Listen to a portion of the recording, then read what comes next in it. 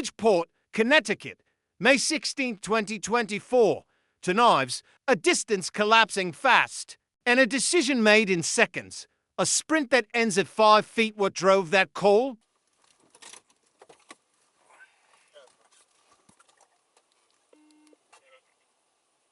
Multiple 911 calls roll in about Birdseye Street. Someone knocking on doors and waving to large knives. Officer Israel Colin is first on scene. Daryl Wilson Jr. arrives shortly after. Before Colin even steps out of the cruiser, he sees the suspect in the roadway with both knives and calls for backup. Send me a couple more units. This party has two knives.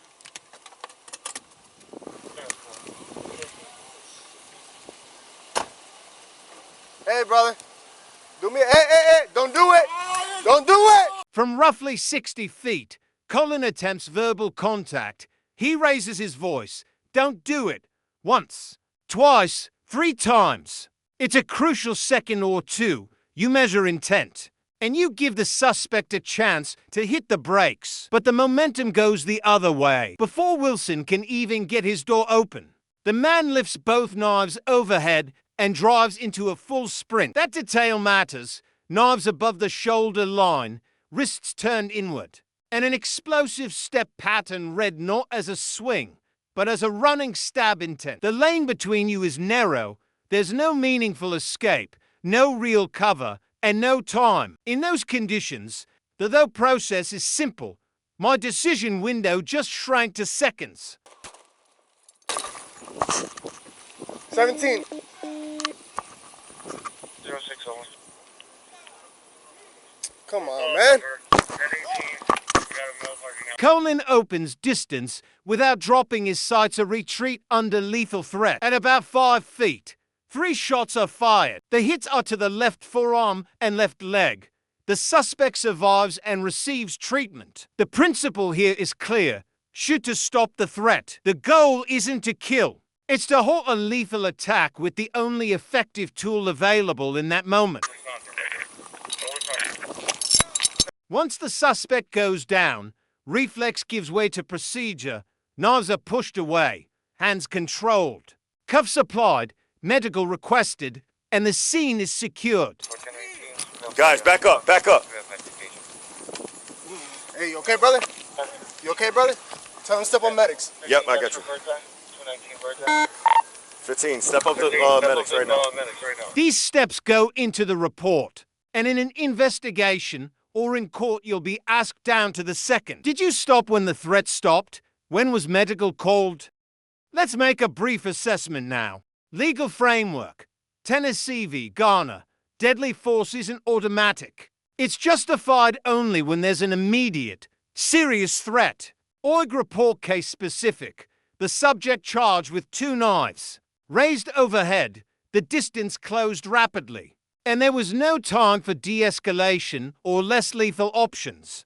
Therefore, the use of force was objectively reasonable and legally justified. Tactical assessment.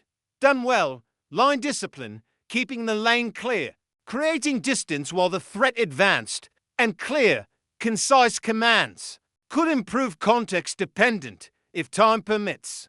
A brief pre-exit read from the vehicle and use of cover. But here the sprint collapsed distance to about 5 feet, so the window closed. Why 3 shots? Shot counts aren't preset. Fire stops when the threat stops, sometimes 2, sometimes 3. It's to the arm and leg suggests not an intent to target vital organs, but an attempt to interrupt the threat line as the distance collapsed. Definitive placement. Intent comes from reports and ballistics, since a single body cam angle can't establish it on its own. You told him shots fired? Come on, dude. Hey guys, I need you to back up. 215, you're out with the party at 219, Birdseye for medics. Yes, radio. For the guys that come and slow it down, let's go ahead. Let's set up a perimeter. Stay back and leave room so we can get AMR in here. Hey, brother, you good? On outcomes, the suspect, Dale Stevenson, survived and later pleaded guilty to attempted second-degree assault and carrying a dangerous weapon. And to close with the Inspector General's own words, I determine that Officer Collins' use of deadly physical force was objectively reasonable and justified under the applicable legal standards. Where you hit? No. Leg? All right. All right, 15 on what I'll do. Go ahead. Right now, it looks like you suffered just one TSW to the right hammy area of his left leg. Check the body, see if there's anything else. The area of the left leg? Yeah, 10-4. Can we update blue one? Tell them to look at the pie. We don't study these clips to sensationalize. We study them to understand decision-making under seconds. If you were in that seat, what would you have done before stepping out of the cruiser? Could you have built any cover, or was the window already shut? Let's talk in the comments.